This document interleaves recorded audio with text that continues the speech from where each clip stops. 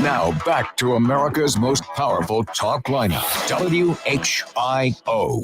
I'm looking for the dude by the name of Todd. He's a local boy. He's a clever boy. He's got the microphone. He's got all the firepower he needs, and he ain't afraid to use it. We heard about your broadcast. Woo! It's like Fruit Loops. Okay, let's get this started. It's the Evening Edge with Todd Hollst. Call me now, 937-457-1290. Locally grown, seriously funny on WHIO. I'm Mr. Green Christmas, I'm Mr. Sun, I'm Mr. Heat Blister, I'm Mr. 101. They call me Heat Miser, whatever I touch starts to melt in my clutch. I'm too much.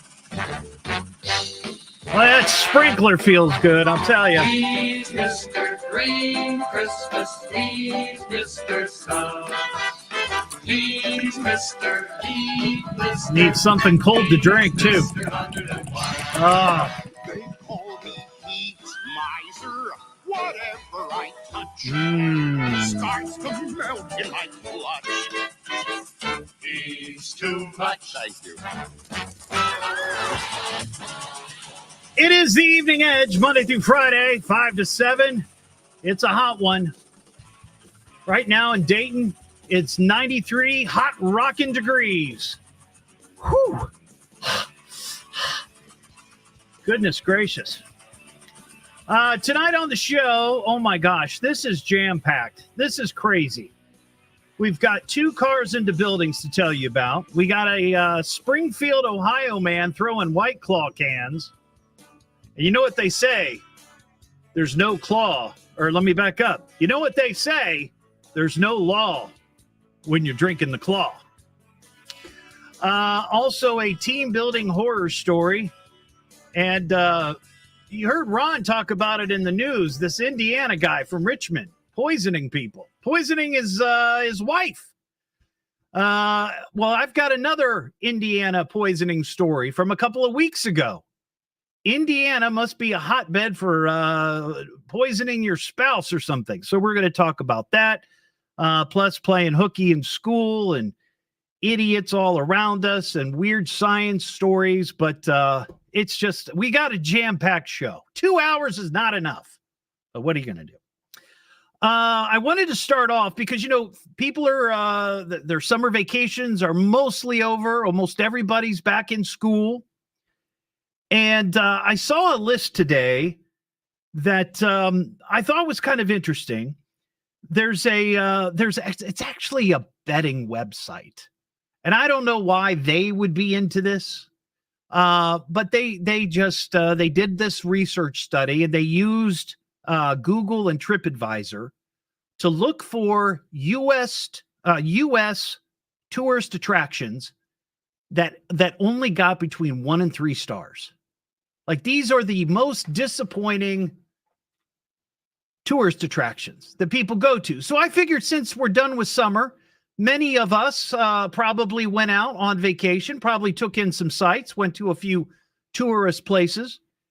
And maybe you can relate to this. Maybe you went someplace that was just crappy. You had all kinds of hopes and dreams, and you got there and it was like, ugh, is this it? But they came up with the 20 most disappointing U.S. tourist attractions. And number 1 on the list, Kennedy Space Center in Florida. Now, I've been to Kennedy Space Center, but it was many, many, many, many, many years ago. During the shuttle era. This would have been in the late 80s. So, and as a young person, I thought it was kind of cool. I thought it was neat. The second one I've been to, and this hits home.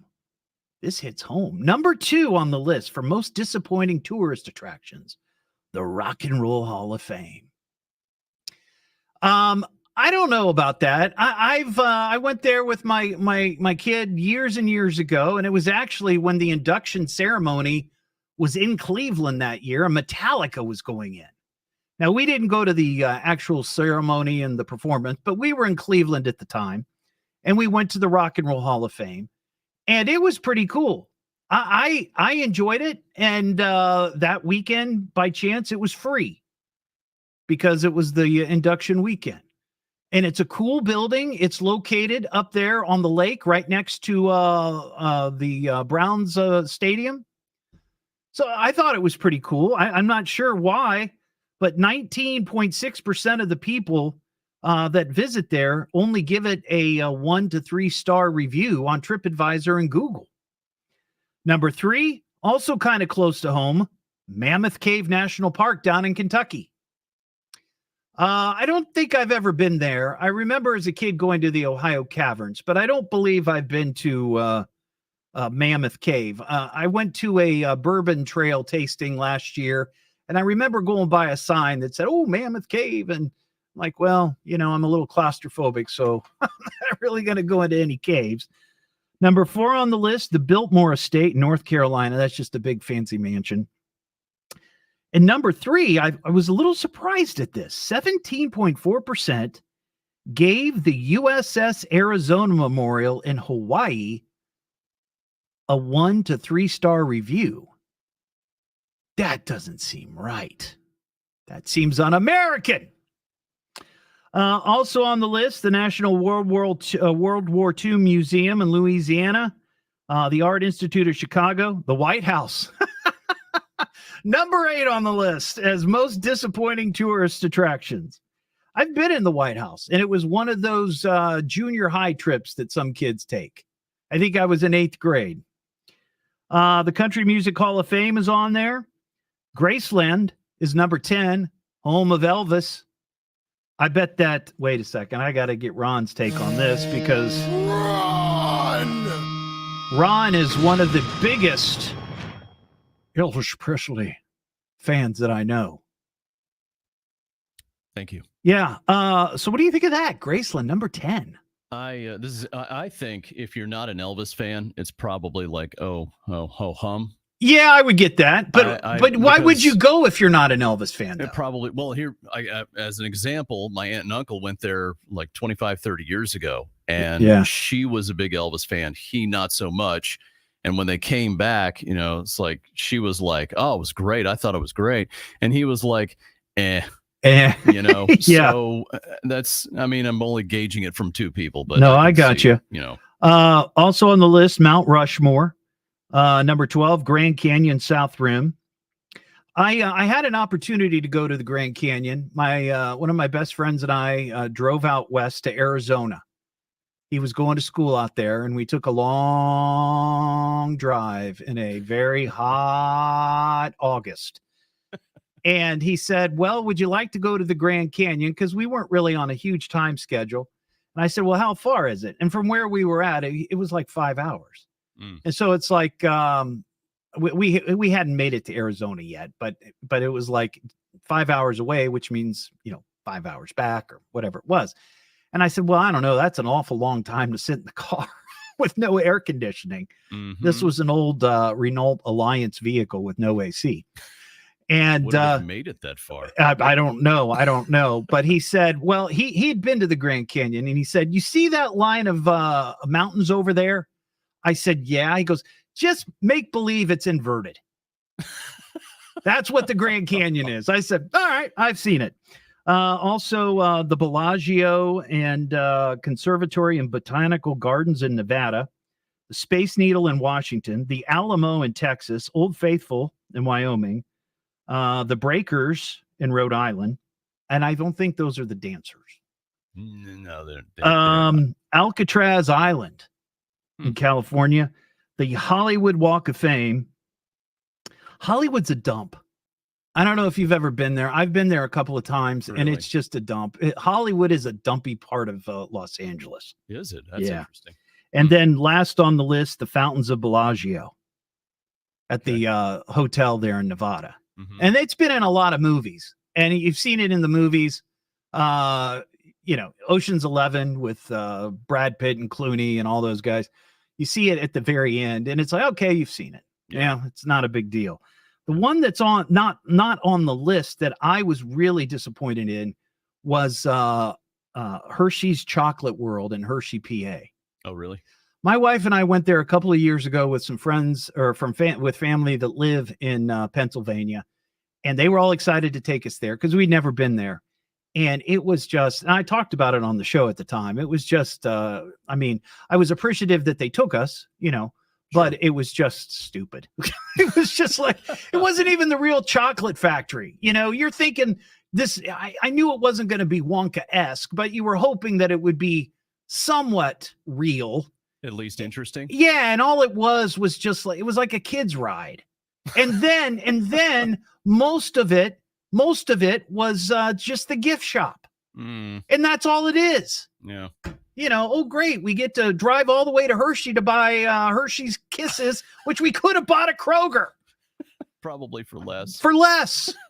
Yeah. So have you been to a really crappy tourist attraction that you were hoping that would be great, and then it turned out to be garbage? I can see. I've been in the Rock Hall of Fame a few times because I've been up with family and I've been with friends in different times and stuff, and they do change their exhibits. But I can also see, there's one time I went up there and I was kind of disappointed, and then another time where I'm like, okay, that's kind of cool because they do change stuff in there, Right. I'm going to be very specific. I have been to Gettysburg many times, and I am a big history geek, especially military history geek. Yeah. Right? Yeah.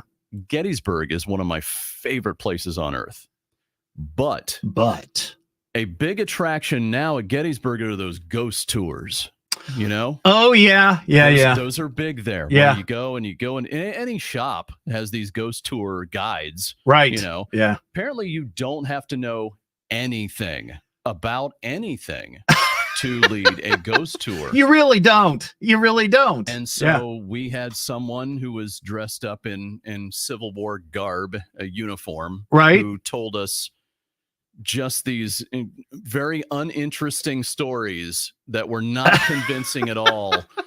And we walked around to these different places, and I got bit up by mosquitoes, and none of the stories were interesting at all. None of it was convincing. And I was like, I just threw my money at this. Oh, wow. To go to on one of these ridiculous ghost tours. That's what I would say that I was very disappointed in. But not Gettysburg, the ghost tours at Gettysburg. I still love Gettysburg. Oh, yeah. If you ever go, don't get sucked in by those stupid ghost tours. Just don't do it. The trip that my wife and I took to Pennsylvania when we went to Hershey, we were there for a week. We also went to Gettysburg, and that was amazing. Driving through the battlefield, because they've got roads that you can drive through, and then you buy the audio tour. Yeah, you throw it into your CD player in your car if you still have one of those, and we listened to the tour, and it took us all around.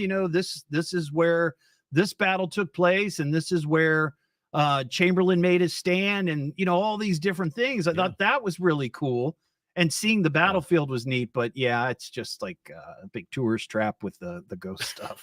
Yes, there's a lot of nice museums there. Go to those places. Yeah, for sure. If you've been to a really lousy tourist stop and you want to talk about it, hit us up. What am I listening to now? What is this? The Evening Edge with Todd Hollst. It's a radio show. It's entertainment. Fill it up. T Double D. H. double L S T. I can remember that. Locally grown, seriously funny. I'm puzzled by the whole thing. On WHIO.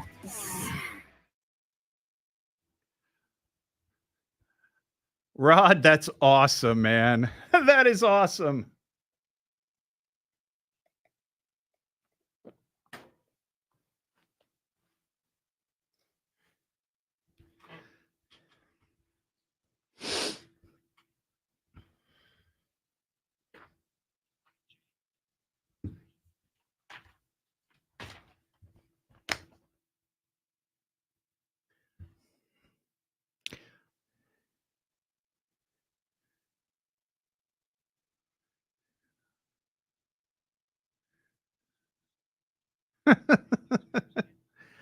I think we're having Penn Station tonight.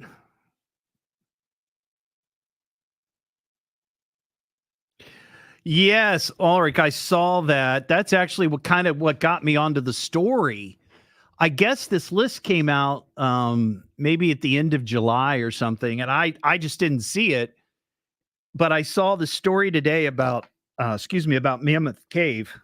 I thought that was funny.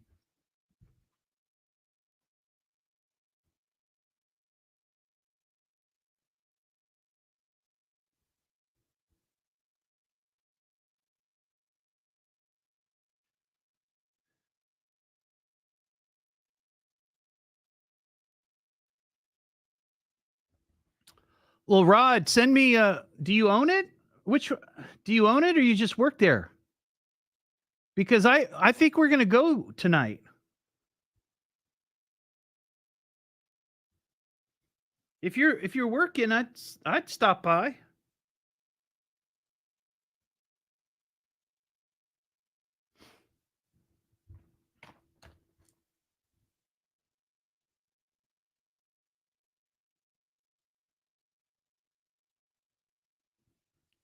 Okay.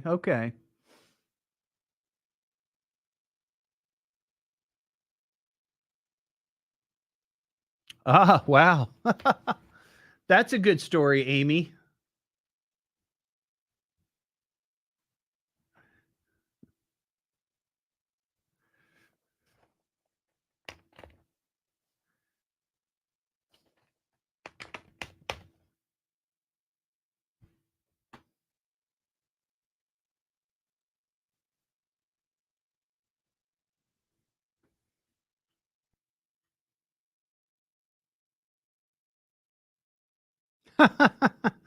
Hi, Susan. Good seeing you last night, by the way. Shout out to Susan Webb and her friend Kathy. It was so crazy.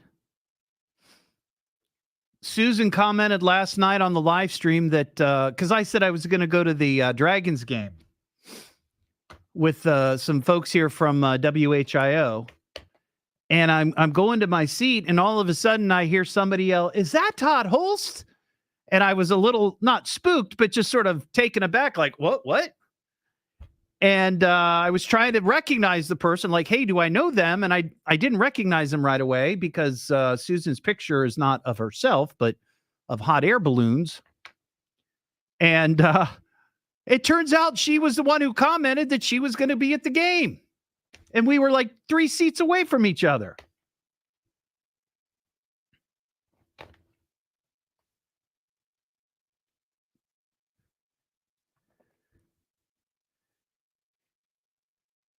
It would have been like a meet cute.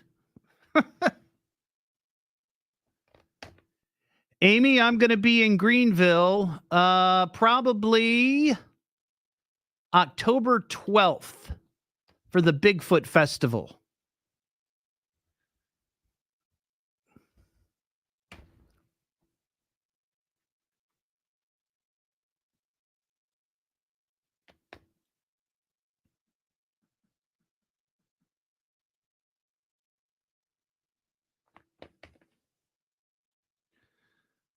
The Whitecaps.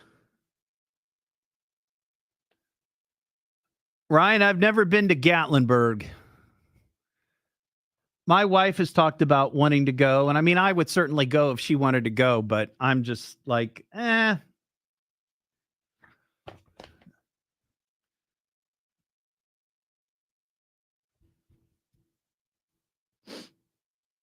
Well, I don't know, Amy. Some people have said they've seen Bigfoot in Ohio.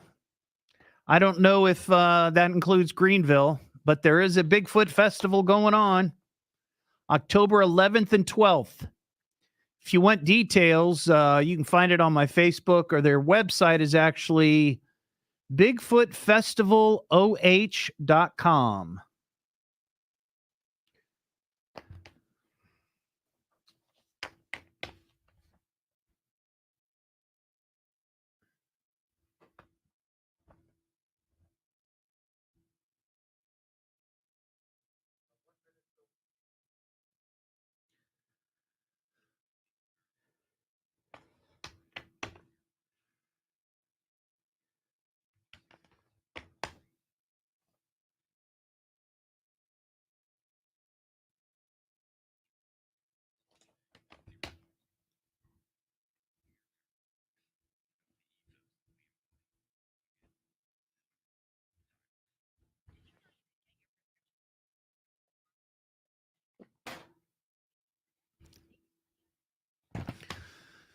Hope everybody's staying cool.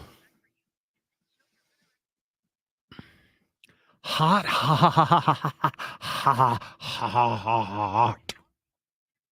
It's hot.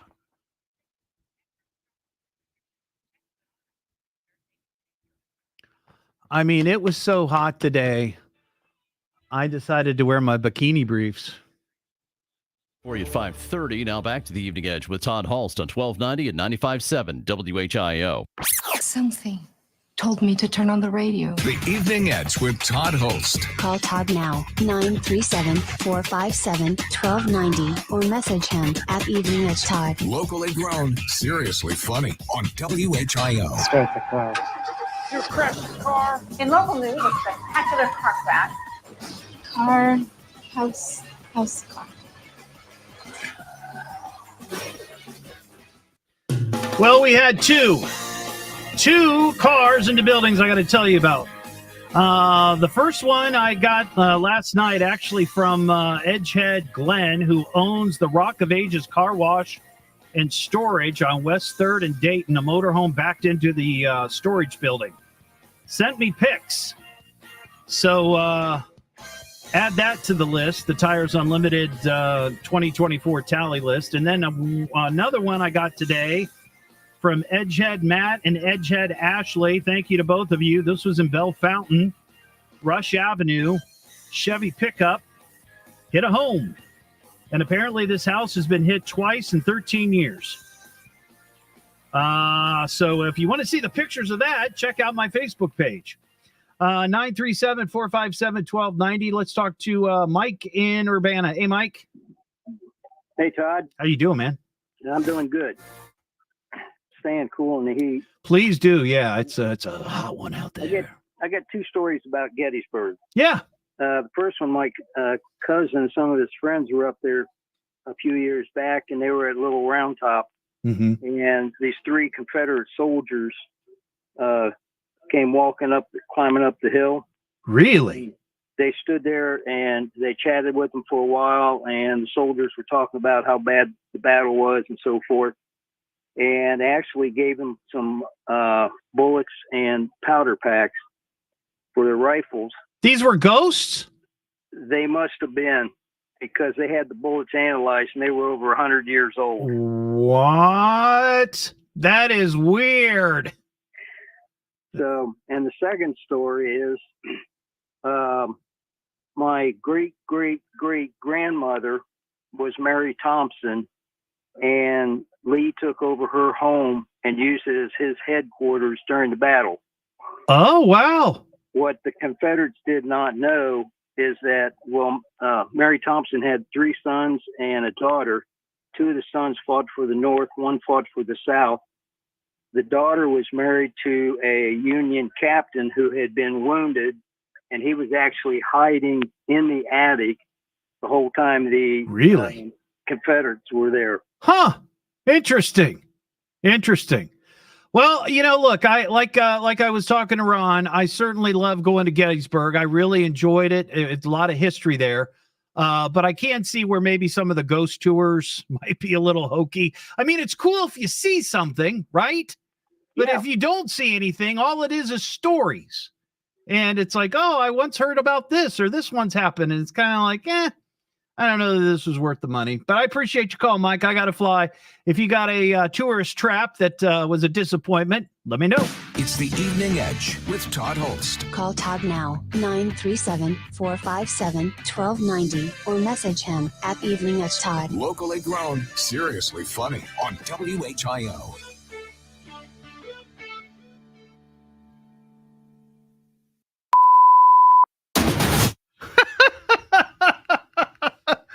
Oh, I got to take a picture of your post, Rod.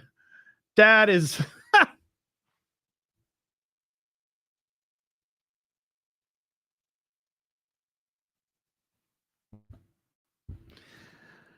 got to share that. That is hysterical.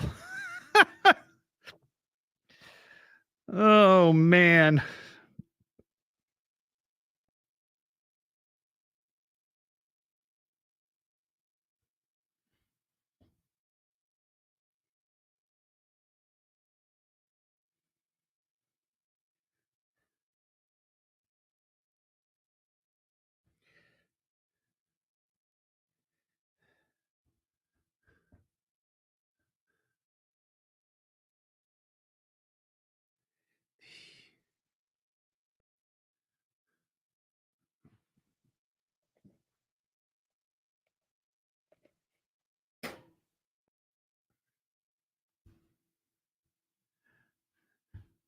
That is funny. Well, you're entertaining me, so thank you.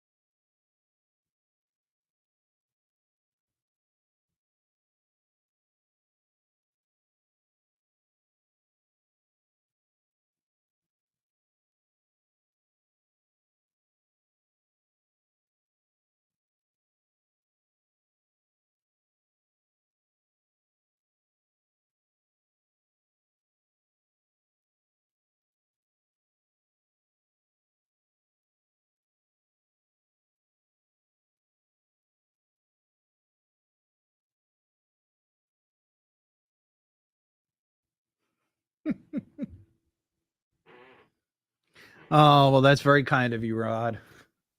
I just posted your picture and tagged you in it.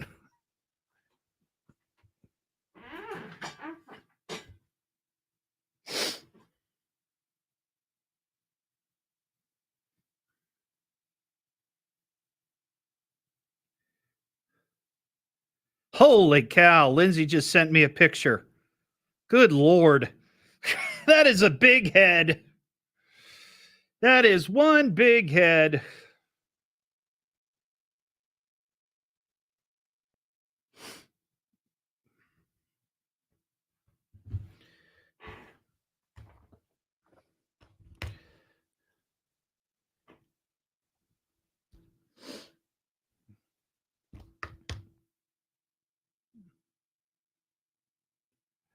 Well, Rod, I think that was actually brought up. Somebody said, "Oh, you ought to do thongs," like somebody here in the office.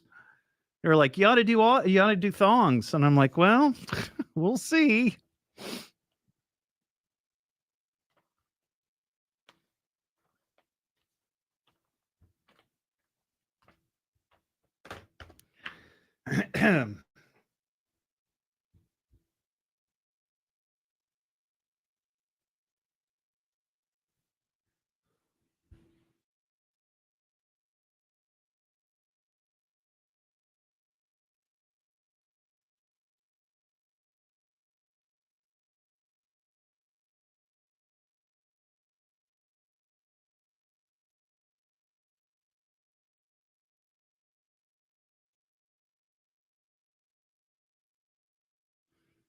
Hey, Daniel.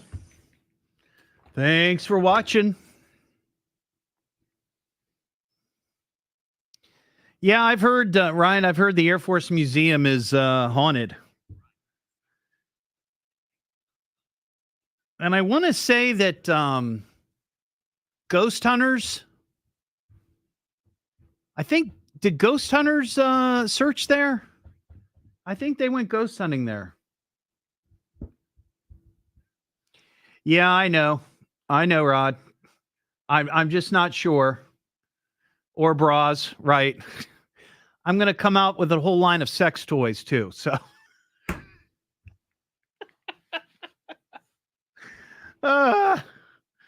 Lord.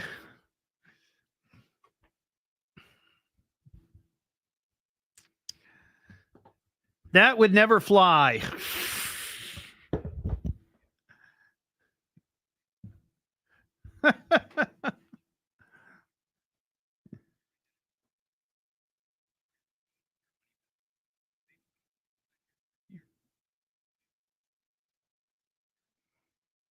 If news breaks, we break in anytime. Now back to America's most powerful talk lineup, WHIO. Don't give me that politics, Jazz. It's not my racket. People are tired of hearing nothing but doom and despair on the radio. Everyone just relax, all right? The problems of the world are not in my department. Now, who would like a cookie? It's the Evening Edge with Todd Hollst. Call me at 457-1290. Locally grown, seriously funny on WHIO. Back here on the Evening Edge, Monday through Friday, 5 to 7. The live stream is up on Facebook, YouTube, and Twitch. Had a list of the top 20 U.S. tourist traps that were real disappointments. This according to Google and TripAdvisor. Kennedy Space Center, Rock and Roll Hall of Fame, Mammoth Cave National Park, Biltmore Estate, USS Arizona Memorial. Others on the list: White House, Graceland, Mount Rushmore, the Alamo, Old Faithful, Alcatraz. All those had an average of 1 to 3 star reviews. So my question is, maybe if you went on a vacation this summer, or maybe in years past, you went to a location or a tourist trap and it just didn't measure up. 937-457-1290. Mike in South Vienna. Hey, Mike. Hey, Todd. Always enjoy the show. Thank you. One place, it's not really a tourist trap per se, but many years ago, when the pandas first came to the United States, they were at the Columbus Zoo. So we went to the Columbus Zoo to see the pandas, but seeing the back of a couple pandas asleep in the corner of a cage is... You know what? That's a great point. That is a great point.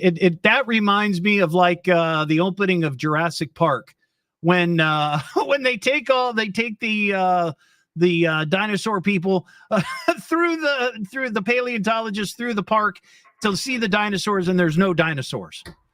It's kind of like, well, that was kind of not very exciting. Well, I've been to the Rock Hall a few times, and just like you was talking about the ghost stories where you're not seeing any ghosts. Well, when I've been there, with different family groups and stuff. Yeah. But really, you're just seeing the instruments and the stage outfits, and some of that stuff is cool, right? Some of that stuff is cool. Like I remember seeing the Beatles outfits from Sgt. Pepper. And I thought that was pretty cool. Yeah. I mean, that stuff's kind of cool to see, but I don't know that it's something that you need to keep going back to see over and over again. No, I probably wouldn't have went over and over, except, like I said, went with different groups. But right across from that, I don't know if it's still there, but there used to be at the Naval Station, there was a World War II submarine, the USS Cod, that you can take a tour on. I don't know. But that was pretty. You couldn't go in the conning tower, but I'm going to say one more thing real quick. Yeah. On the Gettysburg thing, there are licensed guides to Gettysburg they have to take tests, and they're very well trained, and they're telling actual historical facts. So they're not spooky stories. That you mentioned the tapes where they separated those from the ghost stories. Yep. I got you. I got to fly, Mike. I appreciate your call, buddy. Have a good one. Let's see. Todd and Troy. Hey, Todd. Hey, how you doing there? Good. Hey, I just wanted to ask you, have you ever personally been down to that World War II museum in New Orleans? No, you know what? That is one place on my bucket list I would love to go is New Orleans. I've never been there, but that was on the list of not being very exciting, but I don't know. I've never been. Yeah, I was surprised to hear that. I mean, I've been to New Orleans many times because my wife has family down there, but we went there, and it's an all day. You can easily spend a day there. But I thought it was one of the coolest museums I've ever been to. So I was wondering if the survey was done with like trust fund babies or something. Well, it could have been younger people, because I would imagine that younger people are the ones, honestly, who are going to be using TripAdvisor and Google and actually making reviews. People like me, people like you generally are not going to be, taking the time to comment on something like that. Well, that museum, in my opinion, I mean, I think every kid coming out of school should at least go to it or see it virtually or something. You understand what these people, men and women, sure, not just in Europe, but Pacific Rim and even back home, what they did at that time, in that era. Yeah. Some gave the ultimate sacrifice. For sure. Gave their life. For sure. But it just, I'm going to tell you, if you're not patriotic when you come out of that museum, I think you better go to the doctor. I got you. One last thing before you go, Todd. Are you on Facebook? I am not. Oh, okay. Well, then I was going to invite you to join the Todd Lodge. This is a lodge I started for guys named Todd on Facebook. I heard about that. So, well, you're out of luck, Todd. Yeah, no problem. All right. Hey, see you, man. Good evening. You too. Let's see real quickly. Donna in Greenville. Hey, Donna. On Facebook. So, well, you're out of luck, Todd. Yeah. Well, folks, when you call in, turn your radio down. Hey, Ron, I got a question for you. If you got a moment. Yes, sir. You had that story about the poisoning, the guy in Richmond. Yeah. So the gist of this is, because I saw this story too, is that he tried to poison his wife back in 2021, and he put drugs in her food or her drinks, or it was a Coca-Cola. Yes.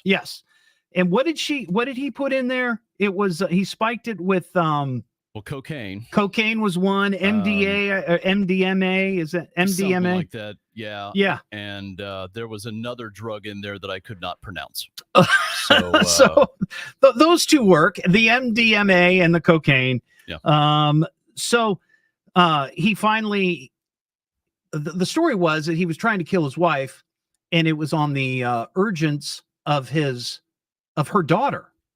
Is that correct? Her daughter from a previous marriage. Okay, because she supposedly wanted to get mom out of the way, get the life insurance, and then marry her stepdad.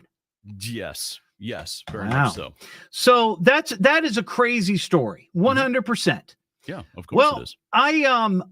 I had a story from a couple of weeks ago that I just didn't get to, and I kind of put it to the side because I couldn't work it in. Sometimes this happens. But then this story comes up, and this is in Richmond, Indiana, the one you're talking about. Yeah.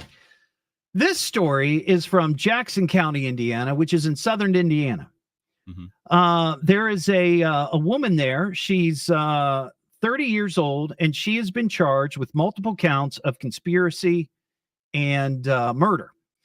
She conspired with her mom to kill, I guess, her stepdad. And they tried multiple times, 4 times, to kill him. The first time, they used something called pong seeds. They put it in a batch of brownies. Apparently, pong seeds, not ping pong seeds, but pong seeds, disrupt cardiac electrical activity. He went to the ER. Doctors released him saying that he just had some sort of inflammatory intestinal problem. So they treated him. What's that? Didn't impede him. It didn't impede him any. Yeah. Then they tried it again. They ordered online water hemlock, which apparently is the most violently toxic plant that grows in North America. And only a small amount of the toxic substances in the plant is needed to produce poisoning in livestock and humans. And you can order this stuff? Yes. Yeah, okay. I guess. They put it in chili, a bowl of chili on December 9th, 2022. Didn't kill him. Then they put it in a glass of soda the next day. Didn't kill him.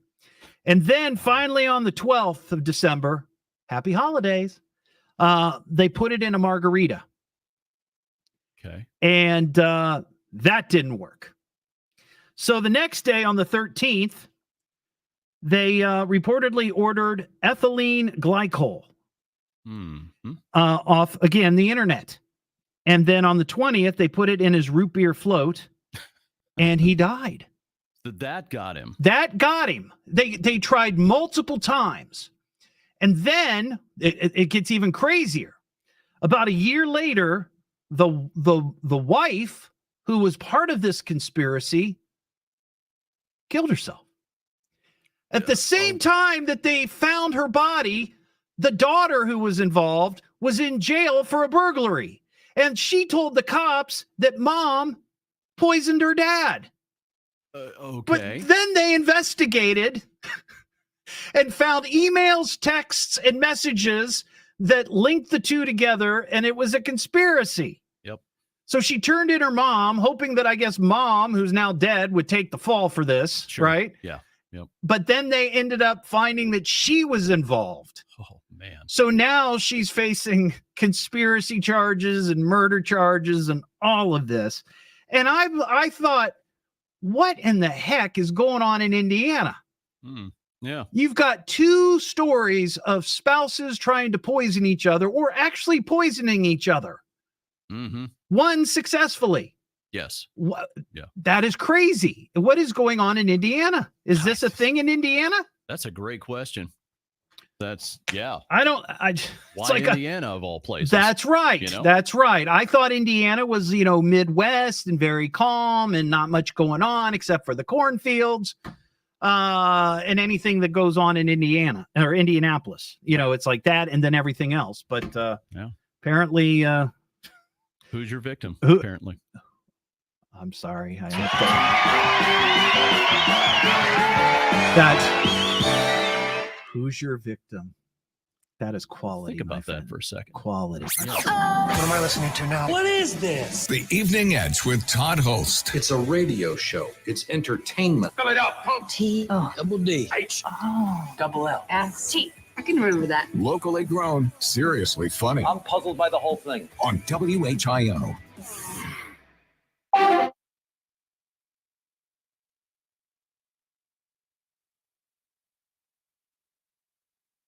Ron Otto for the win.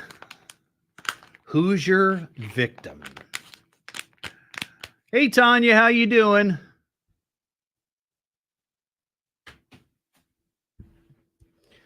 Hoagie, I would probably like New Orleans in the winter. I know it gets very, very hot down there, and I am not a fan of the heat.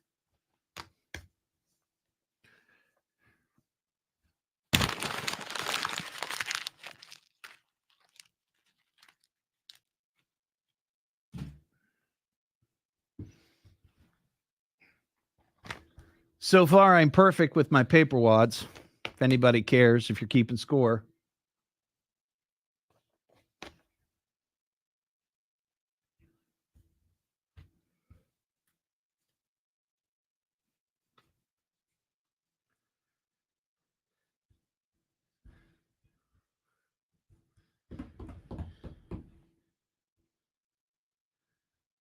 Yeah, it wasn't too bad, Heather.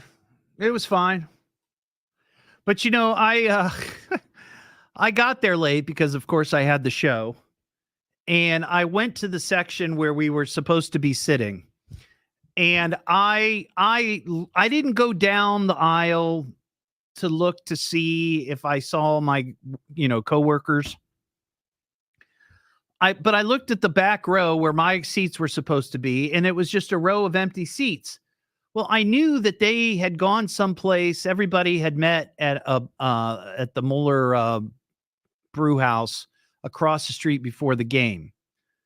And I thought, well, maybe they were still over there. So I walked back to the other side of the ballpark, went to Mueller, went through there, didn't find him. And finally I come out and I call Ron and I'm like, hey, where are you guys? He goes, well, we're in our seats.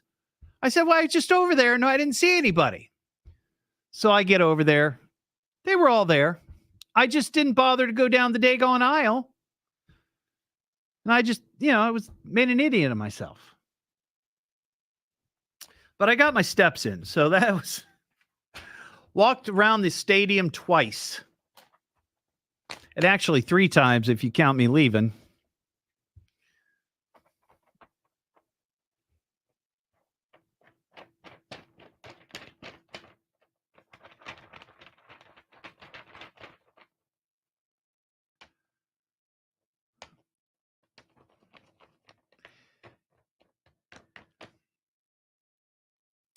I got a story about a kid playing hooky in New York City, and he got busted in the worst way.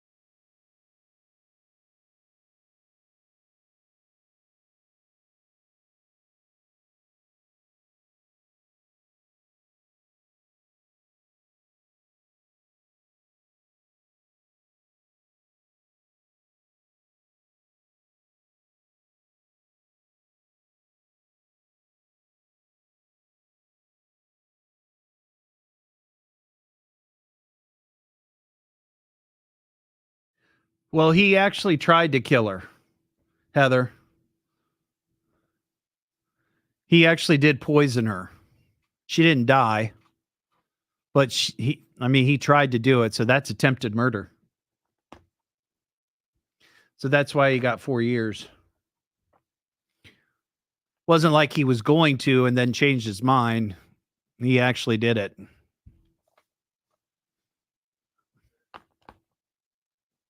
Yeah, it's all good. I figured.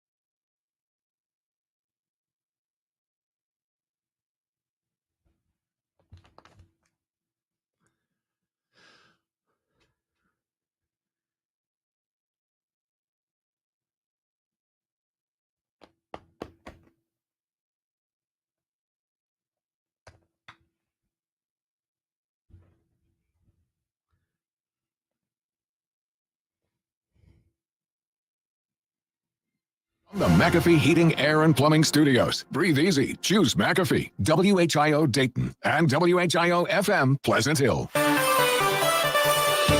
Latest on charges against a county clerk of courts. We'll have that for you at 6. Now back to the Evening Edge with Todd Hollst on 1290 at 95.7 WHIO. What do we know about this guy, Mr. Hot Stuff? The Evening Edge with Todd Hollst. Call Todd now, 937-457-1290, or message him at Evening Edge Todd. Locally grown, seriously funny on WHIO. He's Ohio man, causing chaos is his plan. Breaking all the laws, on the run from dusk to dawn. Back here on the Evening Edge, Monday through Friday, 5 to 7. Well, this Ohio man, right here in the Miami Valley, Springfield, 66-year-old Terry Jones, was indicted on arson charges, apparently on August 12th.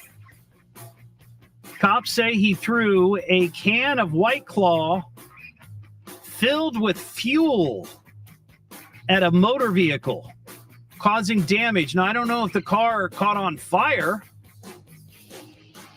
when I first saw the headline, I thought he threw a can of White Claw. What? You don't do that. That's like using food as a weapon. But apparently he had drank the White Claw, which fueled his, extracurricular activities that day. And he filled it with fuel and threw it at a motor vehicle. So there you go. Our Ohio man right here in the Dayton area, Springfield area. Sydney and Kettering. What's up, Sydney? Hey, I've got one of the very disappointing tourist traps for you. Yes, let's hear it. Well, I used to live in Los Angeles, and ever since I was a kid and stuff, the La Brea tar pits, carpets. Oh, they were supposed to be so great. Yeah. Yeah, we're about the same age, I've been there. I've seen it. Yeah, it's not that exciting. No, it's not. And the animatronic mastodon, when I went, it was making these sounds like it sounded like it was gonna blow up or something. It was awful. Yeah. It looked really ratty. It looked like they could use a couple, probably $1 million to really spruce it up a bit. Yeah, I know what you're saying. Also on the list, you mentioned, LA, the Hollywood Walk of Fame, number 19 on the list is being most disappointing. I don't know how old you were when you went, but you lived there. You lived there. Yeah. So you know that Hollywood is just a big dump. I mean, it's cool if you're oh, look, there's so-and-so's star. Yeah. Keep walking by. Wow. But it's just kind of, it's so long too. Yeah. Because there's so many of them. I just remember when I went there, I was just shocked about how dirty and dumpy it was. I thought, well, welcome to Hollywood, everybody. So anyway, it is. Yeah. And it's gotten worse. Yeah, it has. All right, Sydney, I appreciate your call. Have a good one. You too. Bye. There you go. So here's a quick question. Did you ever get busted playing hooky from school? I never played hooky. I never did. But I've got a story about a kid who got busted in a unbelievable public way, and it's a pretty good story. What am I listening to now? What is this? The Evening Edge with Todd Hollst. It's a radio show. It's entertainment. Fill it up. Double D. H.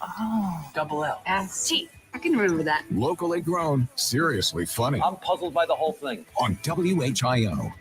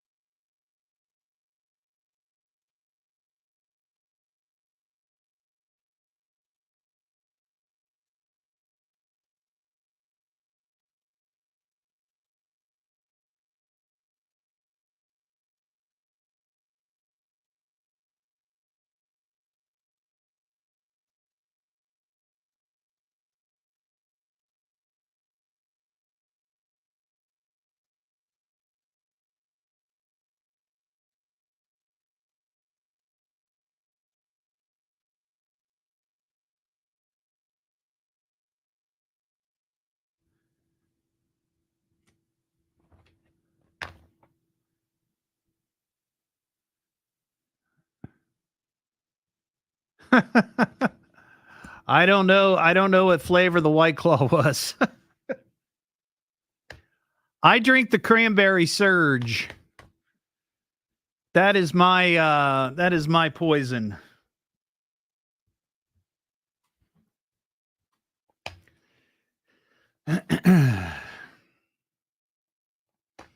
There's no law when you're drinking the claw.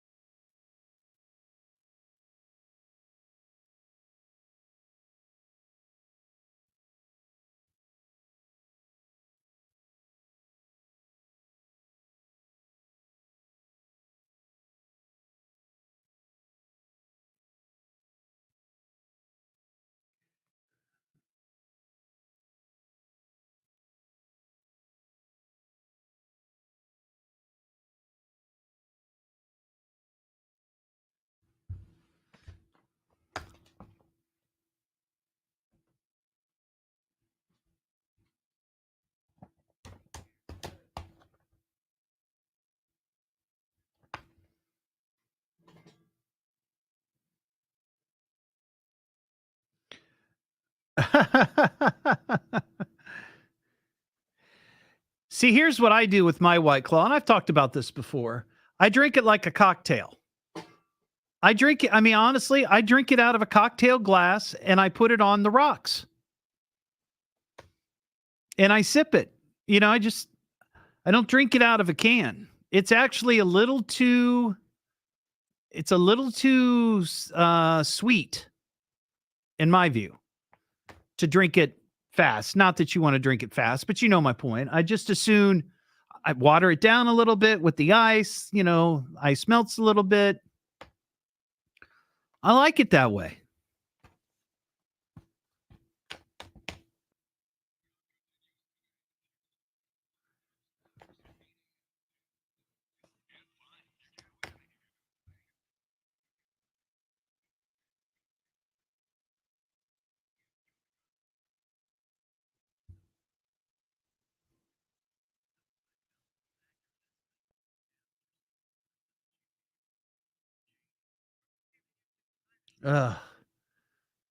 Channel 7's doing a story about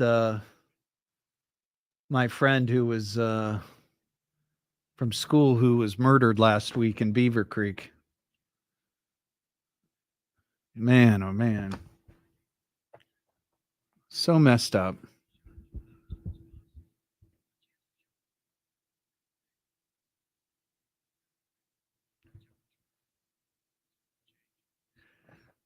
I don't doubt it, Captain Scurvy. Though I would have thought you would have been a Captain Morgan's guy.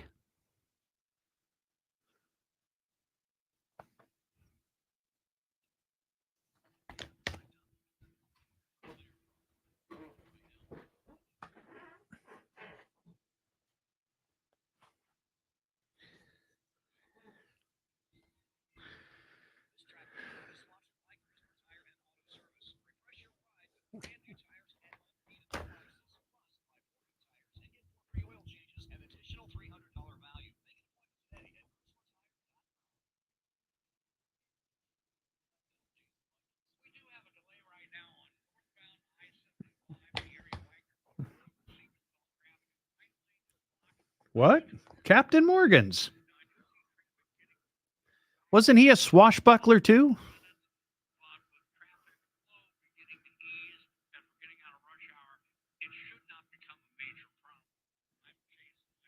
Our next schedule due is 15 minutes and immediately when it breaks. I'm Ron Otto, 1290 at 95.7 WHIO, Dayton's News and Talk, Depend on it. If news breaks, we break in anytime. Now back to America's most powerful talk lineup, WHIO. Can I turn on your radio? Yes, already. It's almost showtime. Who's your favorite talk radio personality? That's Todd. He's weird. Monday through Friday. He's strange. 5 to 7. Sloppy. I mean, he sounds perfect. He's dreamy. What do you say? Let's get it going. It's the Evening Edge with Todd Hollst. Call me now, 937-457-1290. Locally grown, seriously funny on WHIO. I like wine and wine likes me. I feel like this has to be the last glass. Has to be. I'm gonna double pour this into my mouth. What is my job? So I need a time turner thing to go back and not drink all of this wine. Holy Muggerlow. Right now, I feel like putting 9. Listen to how I'm talking. Every word is a 12-letter word. We're going to go get our Chardonnay on. I don't know where my phone is. Haven't heard from Wine Girl in quite a while, but today is National Red Wine Day. So I thought today was the day to let her out of the cabinet. My wife has pretty much banned red wine in our house. Why? Because it leaves a stain. And after a few glasses of red wine, I have a tendency sometimes to, drop said wine. So, no red wine. But maybe you enjoy the red wine. Today's your day to celebrate. It is the Evening Edge, Monday through Friday, 5 to 7. Live stream is up on Facebook, YouTube, and Twitch. So here's the question. Did you ever get busted playing hooky from school? I kind of fibbed. I didn't mean to fib intentionally before the break. I said I never played hooky, never skipped school. That is not true. I skipped school on senior skip day. It was a thing we did at Beaver Creek, and I don't know if other high schools still do that. I don't know. But I do remember it was senior skip day, so I skipped, and my dad took me golfing. So that was, it was fun. But I never skipped school. Like I didn't just go to a friend's house for the day. I have family members who did that, but I was not one of them. I bring this up because there's a story. This kid, he's a 9-year-old boy, lives in Brooklyn, and Brooklyn, New York. And around 7 a.m. yesterday, he did not show up to school. And I guess this kid goes to a, let's see, where does he go? He goes to some fancy school. Regular New York City schools starts, I think, day after Labor Day. But this kid goes to some other school that started in August. Anyway, he decided to go hang out on the roof of his building for the day. So he doesn't show up for school. So the school calls the parents. The parents panic. The kid's missing. It's New York City, big scary place. So they alert the police. The police issue a missing kid report, whatever. Everybody's looking for this kid. All the while, he's on the roof of a building on his iPad. How do we know that? Because the neighbor says that he saw the kid while he was out drinking coffee on his deck or on his patio and didn't think anything of it, just saw the kid playing on his iPad. Didn't think anything of it. I get that. I get it.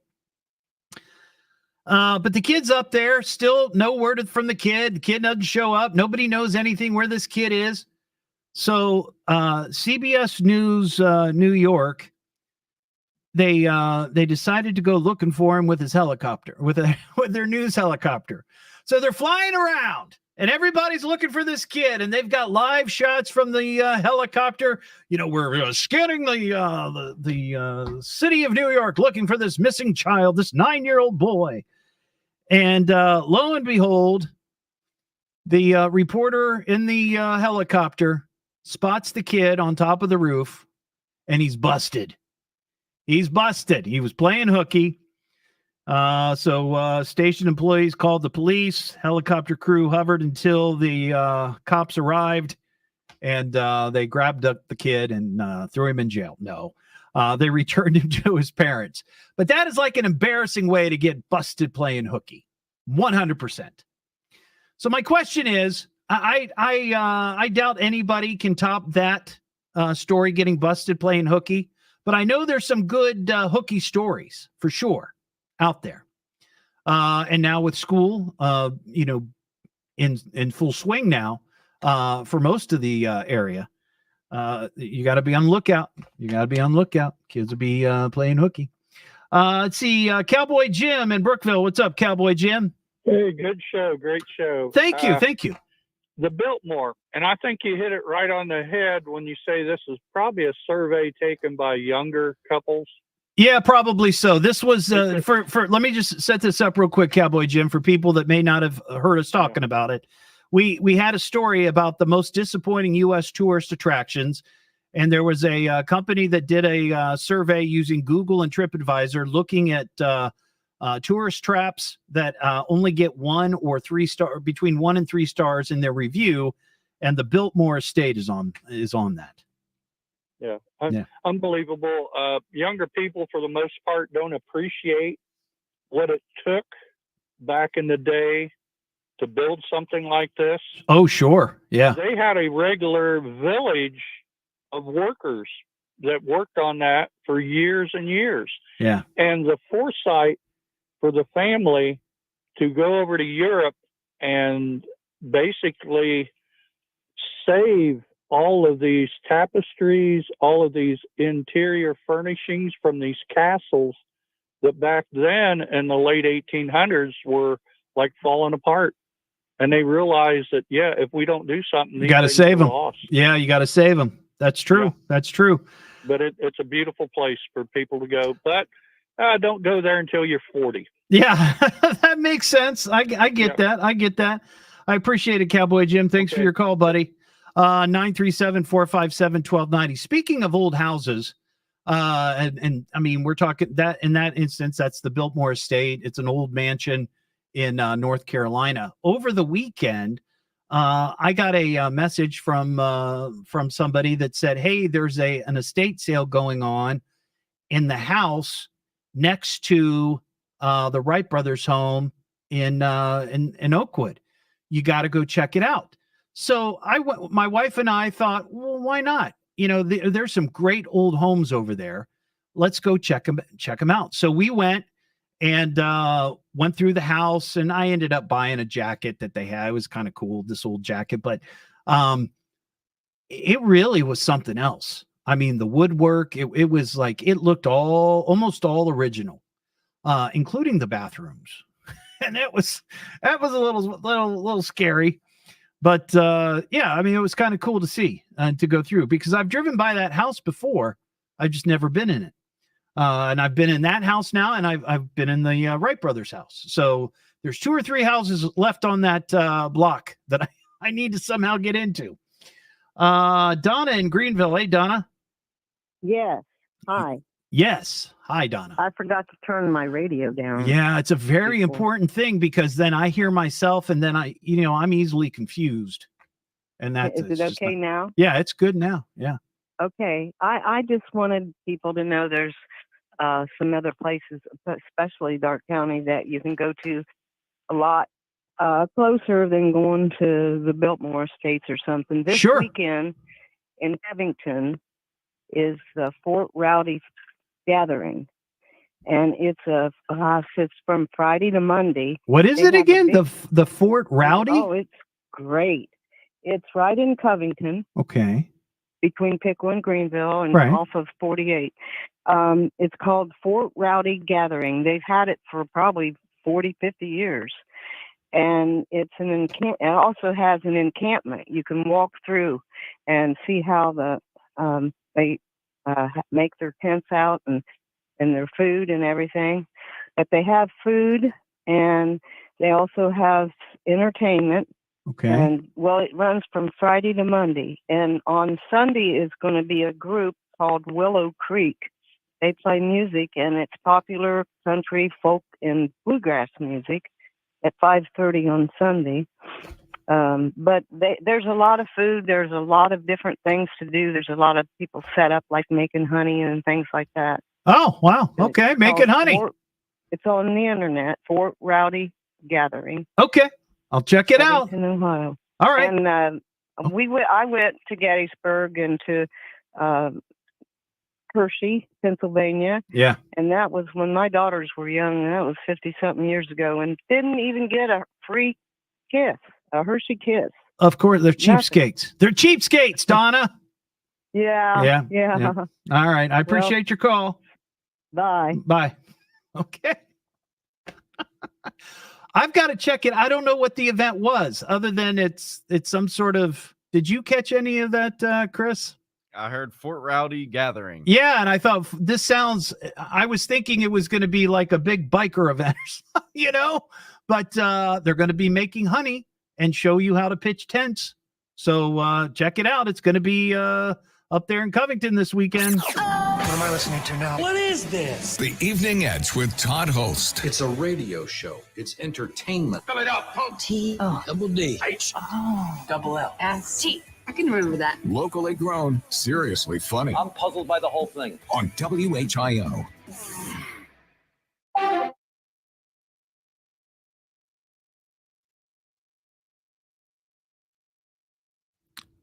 Oh, that's cool. Yeah, I bought the I don't know if you guys saw this one, Kelly, when you went through. It was like an old varsity jacket. It was black and had leather sleeves. And I very rarely find anything like that fits me. It has some sort of logo or something on the on the chest. But Mary thinks that she can probably remove that. But it was only $10. Shows how okay. I gotcha. Leslie, Fort Rowdy Gathering shows how the first settlers lived. Yeah, probably like the fair at New Boston. I've been to that, Zach. I went there a couple of years ago with Mary, and it was like, 95 degrees.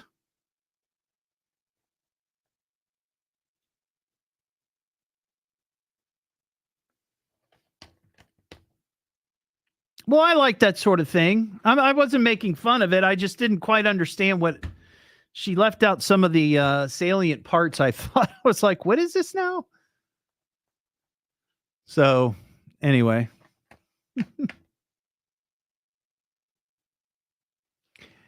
Yeah, you know what? Mary and I love the house too, because we love old houses like that. But all we could think about when we were walking out was how much it would cost to try to renovate that home with updated plumbing and bathrooms, because I could live with the bedrooms being the way they are, right? And even we thought maybe you could enlarge the kitchen a little bit, but the bathrooms, man, I mean, those were like the original bathrooms.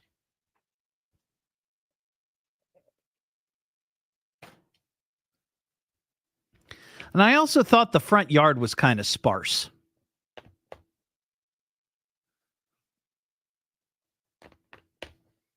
Yeah. I told Mary, I said, if we had that kind of crazy money and we're interested in buying a house like that, I would turn that front yard into a garden, like a gardens, not like a vegetable garden. But I would I'd build a garden. So, it just seemed like it was empty, just a lot of empty lawn, but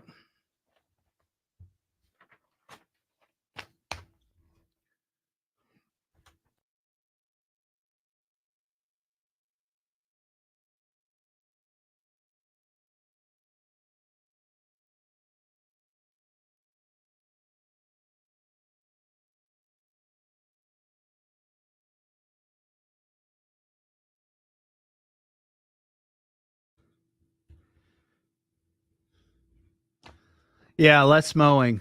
But I'll tell you, it's more weeding. Would you rather mow or let someone else mow or deal with all the weeds?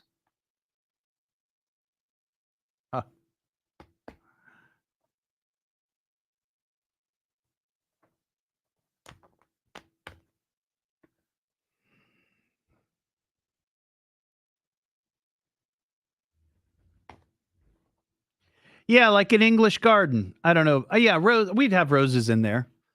I'd want like stone pathways, park benches, some sort of water feature, a zip line,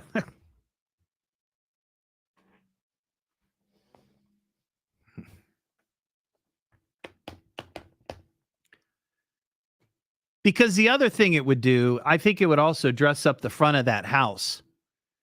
That house is enormous, and it kind of slopes up on a hill, if you remember. And it kind of looked, it looked a little, in my view, it just looks plain. And I feel like having a nice garden in front of it with a water fountain or some sort, up near the top of the hill would really. Oh, yeah. Well, see, here's the thing, Lyle. If the house that we're talking about, by the way, I want to say Mary said she looked it up. I think the house is maybe 650,000. Might be more. If you have that kind of money, somebody else is going to be doing the mulch spreading. Oh, yeah, I don't doubt that he was in that house for sure. I mean, right next door. I took some of the same pictures that John did, Kelly, like out the window. I think he took the picture out the kitchen or maybe the bathroom and saw the front door of the Hawthorne Hill. That was cool. It was just neat to be in there. I'm glad you guys mentioned that. It was cool. How long will we have to deal with this heat wave? We'll have the latest at 7 o'clock. Now back to the Evening Edge with Todd Hollst on 1290 at 95.7 WHIO. And Tom, what were you again? The Evening Edge with Todd Hollst. Call Todd now, 937-457-1290, or message him at Evening Edge Todd. Locally grown, seriously funny on WHIO. He was a drunk and a fool. Are you drunk? Drunk fool! Bunch of drunk fools. You're drunk? Everybody's drunk! Drunk! I'm the one who acted like a big fat fool. You drunk. Back here on the Evening Edge, Monday through Friday, 5 to 7. Well, we have stories all the time on this show. Terror in the air, flying the unfriendly skies. And it's many times a story about somebody who got drunk on a plane or got drunk and then got on a plane and causes all kinds of chaos. Well, there is a CEO named Michael O'Leary who runs Ryanair. And he's had it with disruptive flights. And he wants airports to limit passengers to just 2 alcoholic drinks before their flights. I don't know how that would fly. I think you might have a bigger riot from people not happy that they could just get 2 drinks opposed to the people who drink too much and cause a little chaos. He noted that the high number of delays over the summer caused many passengers to spend hours at airport bars as they waited for their flights. As a result, when it was time to board their flight, they were drunk and more likely to cause issues during the flight. And he's not wrong. He's not wrong. But I feel like, I'm not a teetotaler by any stretch. But I feel like you can't limit it. People are going to get around that somehow. They're going to raise holy heck. You can't limit it.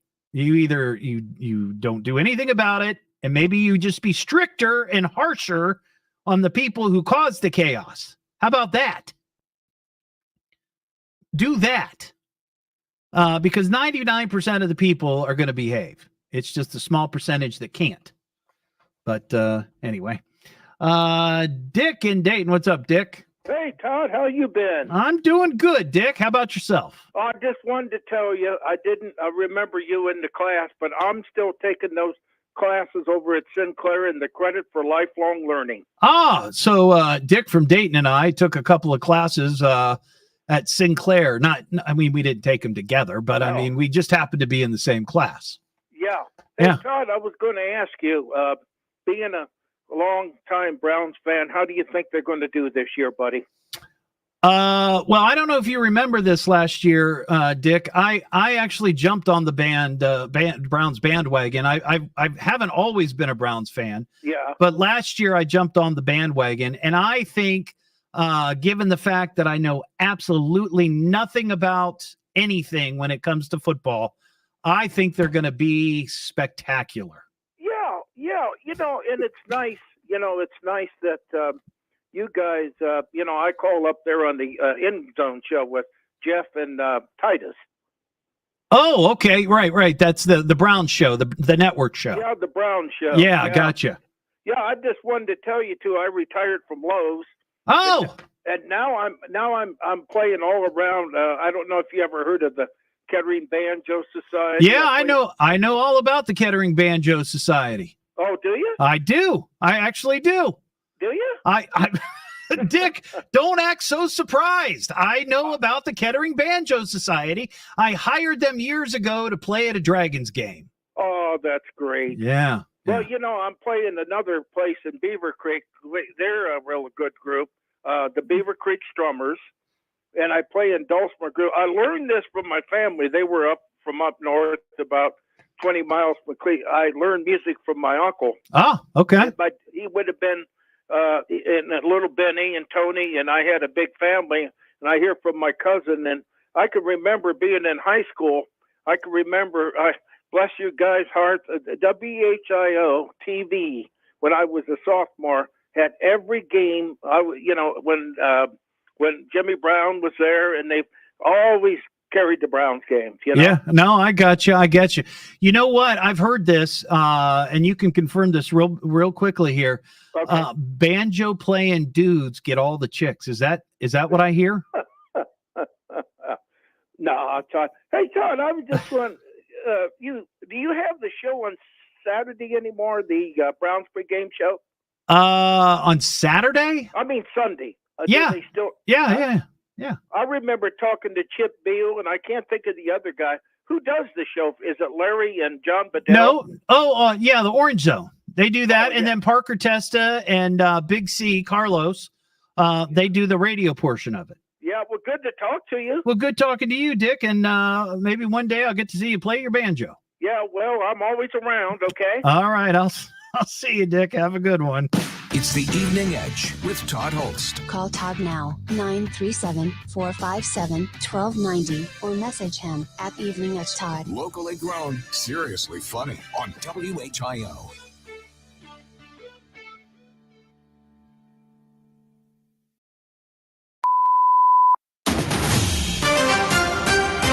This is the Man, I tell you what, I love the listeners and callers to this show. Just makes my day. Oh my God.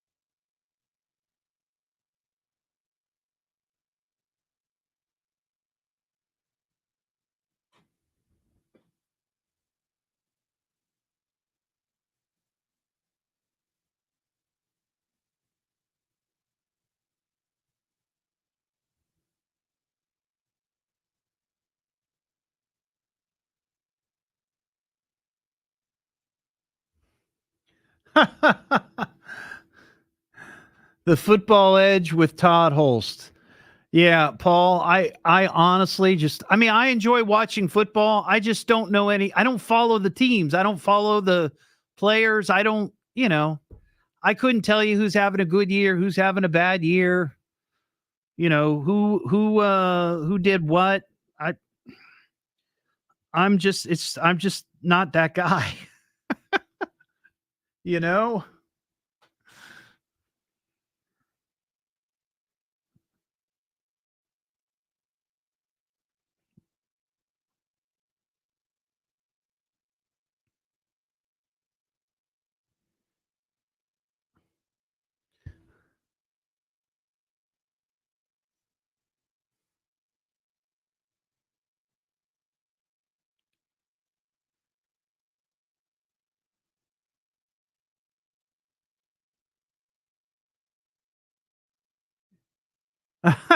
Wow, Heather, that's crazy.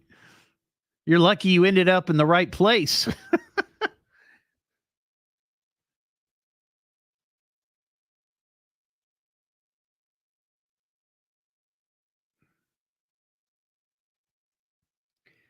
I don't fly very often, but whenever I do, the only thing I ever drink is, believe it or not,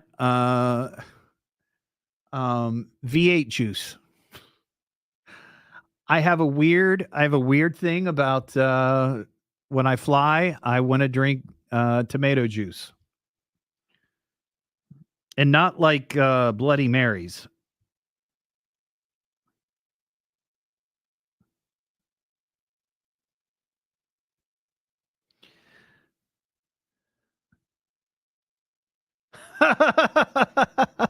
Now that's a good idea, Captain Scurvy. Either talk about Pee Wee football or give concession stand reviews.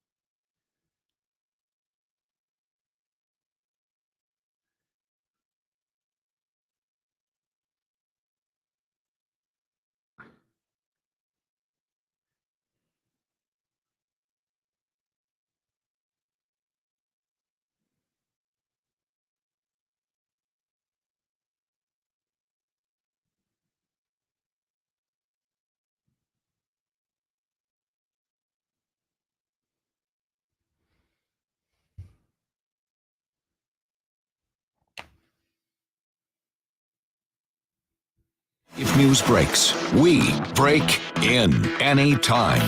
Now back to America's most powerful talk lineup, WHIO. Be of good cheer and call me. Call me now! Call me! He's laughing at us right on the radio. Least we could do is get him on the radio and talk to him. It's the Evening Edge with Todd Hollst. Call me at 457-1290. Locally grown, seriously funny on WHIO. Back here on the Evening Edge, Monday through Friday, 5 to 7. Live stream is up on Facebook, YouTube, and Twitch. We just had that story about the Ryanair CEO, the airline, saying that he wants to have the airports basically limit passengers to 2 drinks. Now, I don't know how you keep track of that because there are multiple bars. At least last time I flew, it's been a long time, I'll admit. But there's multiple bars in there. I mean, you could go to one bar, each bar and get 1 drink and just, make your rounds. But I, the times that I have flown, I just don't drink. on the plane because I'm not afraid of flying, but if something goes wrong, I don't want to be intoxicated. I want to survive, right? If we're going down in the ocean or in a forest, I don't want to be drunk. I know that sounds ridiculous, but I just feel like I need to be in control. My routine when I fly, I order a V8. That is the only time I drink vegetable juice. I mean, I like it. I just don't. I choose other things if I go out or wherever. But whenever I fly, I have a V8. That's just my weird tradition. And yes, I get it. You know, Heather on the live stream, she says turbulence is a lot more fun with a buzz. Maybe if you're into that sort of thing. But I'm not. I just don't think that you're going to be able to limit passengers to 2 drinks. I think that there would be a uproar over that for sure. 937-457-1290. Let's talk to Mary in Union Center. Hey, Mary. Hey. Hey, how you doing? I'm good. How are you? I'm doing well. Okay, I got 3 really quick stories. I know you're on a time limit. I went to Hershey, Pennsylvania as a child back in the 60s with my family. We actually went through the facility. Yes. Because did somebody already talk about this? No, okay. Because here's the thing. I don't know. Were you listening last hour? Well, off and on, because I have to come out to my garage where my radio is. Oh, okay. I got you. You should get a second radio for the house. But anyway, no, we were talking about disappointing U.S. tourist attractions. And the one that disappointed me the most that I've been to actually was Hershey, PA. Because I went a couple of years ago, and it was just a glorified gift shop with some kids' crappy ride. Which it was just, it looked like just like a make-believe factory. Okay. We went in the 60s when you could actually go to the factory. That's cool. See the big vats of chocolate. You could smell it. I mean, it was amazing. Of course, they didn't care that much about liability back then. Well, so that's they let true. you go through, Yeah. okay? And at the end of the tour, you got a candy bar. But it was the coolest, most fragrant smell of chocolate in the world. I believe it. When I got married and had my kids, and my brother got married and had kids, let's go do that again. And we got hit with what you're talking about was huge disappointment. Yeah. Very huge. But I want to say one more thing about if you're going to get on the plane, my sister wouldn't get on the plane unless she was drunk because she was too nervous. If you're going to go down, you're not going to survive. So I think you're better off being drunk.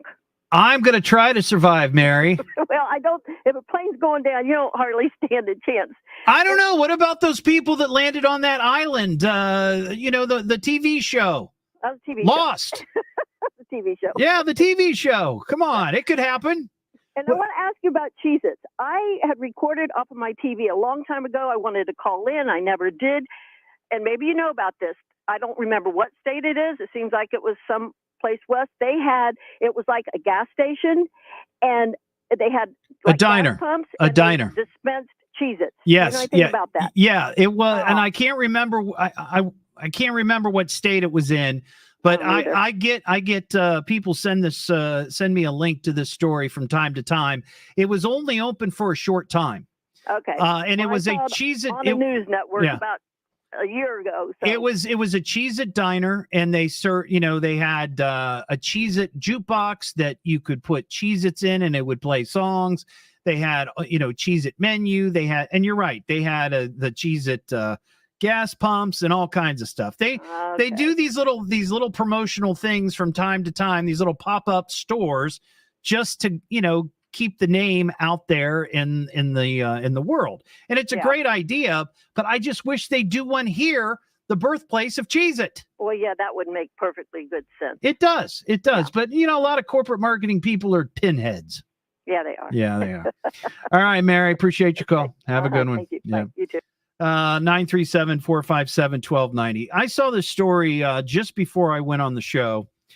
And I don't know if you've ever been a part of team building at your job. where some manager says, you know what, we really have to put our team, we got to build our team, make our team strong. We got to blah, blah, blah, blah, that. And they usually have that kind of voice. And they come up with some sort of activity for you all to go do. It's team building, it's team bonding, it's a day away from the office, and usually it's mandatory, which just makes it fun, right? Come on. This story takes place in Colorado. So there's they haven't released the name of the person who's the center of this story or the company. But a worker of an office team building hiking retreat to a national forest had to be rescued from a 14,230-foot mountain after 14 of his colleagues allegedly left him stranded. Yeah, there's always that one person in the office that you're kind of like, if a bear ate him, it'd probably be okay. The ordeal began Friday when the employee made it to the summit at 11:30 a.m., but when he tried to descend, he became disoriented and went off the path and got lost. I'm intrigued by this, too, because why wouldn't, if this is a team building experiment or, practice, whatever, why wouldn't they go together? Like, how did he end up on his own? You would think they would all stick together. It's team building. Making matters worse, his colleagues descending the mountain ahead of him, so maybe he was behind? I don't... Inexplicably, collected belongings left in a boulder field to mark the path down. So somehow this guy got separated, I guess.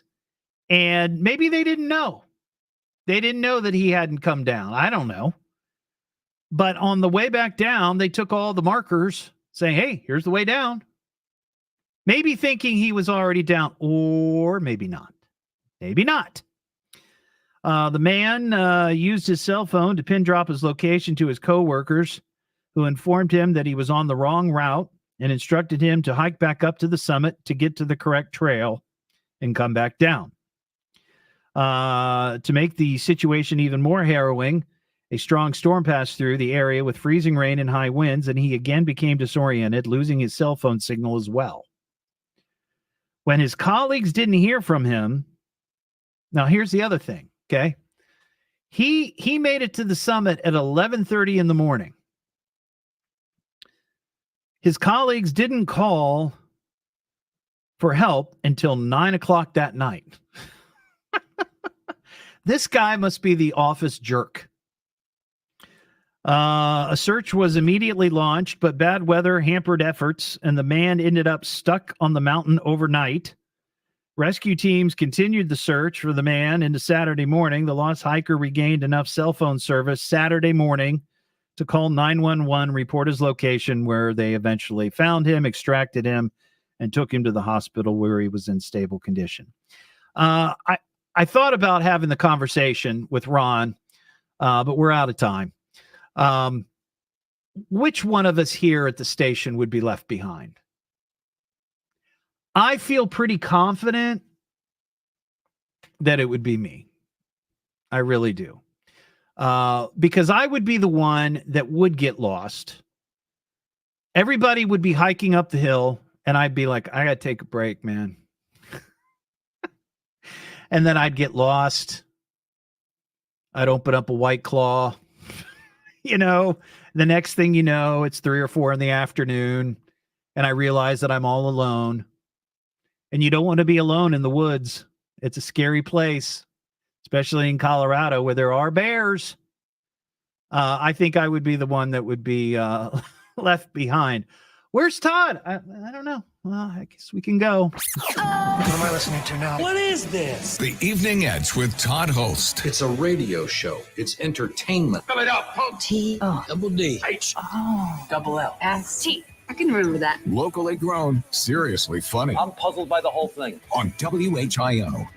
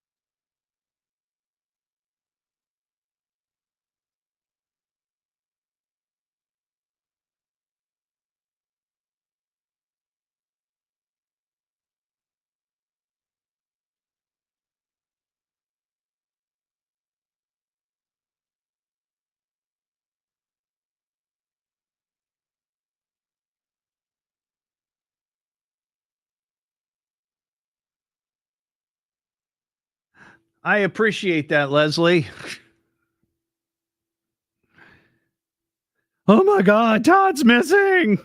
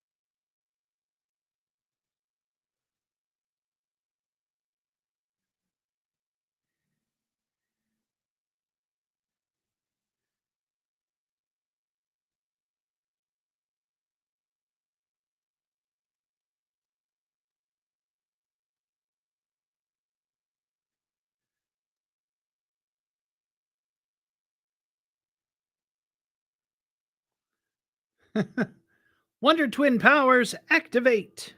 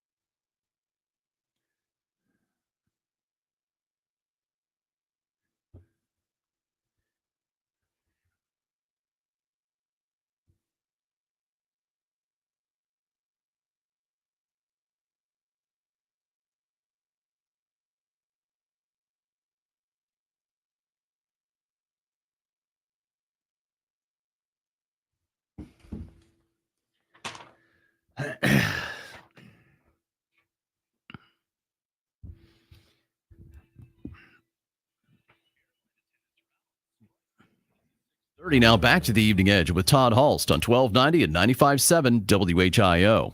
I'm just trying to make a living. The Evening Edge with Todd Hollst. Call Todd now, 937-457-1290, or message him at Evening Edge Todd. Locally grown, seriously funny on WHIO.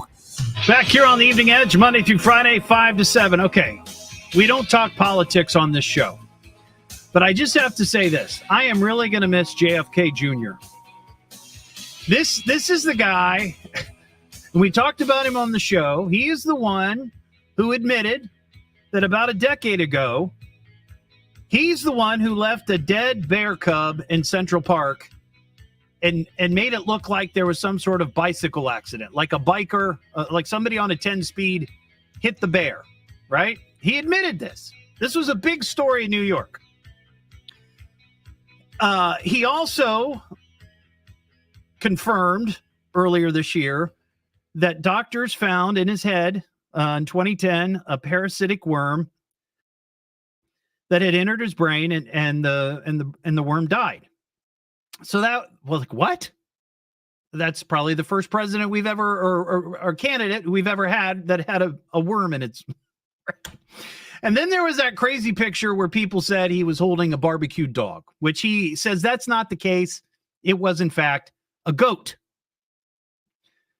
Well, now there's this story from over the weekend. I don't know if you saw this, but his daughter, who's named Kick, did an interview in 2012 with Town and Country magazine where she relates a story that back in 1994, she was with her dad, and he heard that a dead whale had washed up on a beach in Hyannisport, Massachusetts.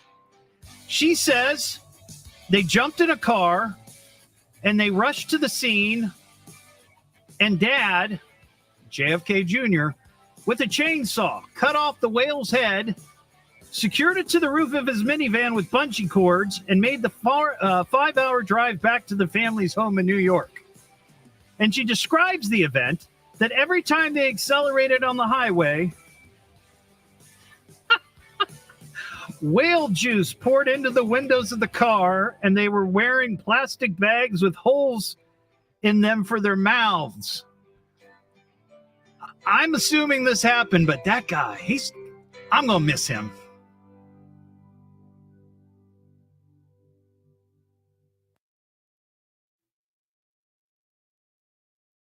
Adios, cowboy. I'm saying it's over. I'm afraid that's all there is, my friend. Mediocre evening. Could have been worse. Nothing. Show's over. Well, that was exhausting. No more fun, no refunds. Good night, Todd. Yeah, I meant RFK. Way to go, Holst. I meant RFK. Oh, well. Everybody knows what I meant. Lordy, lordy. Have a good night.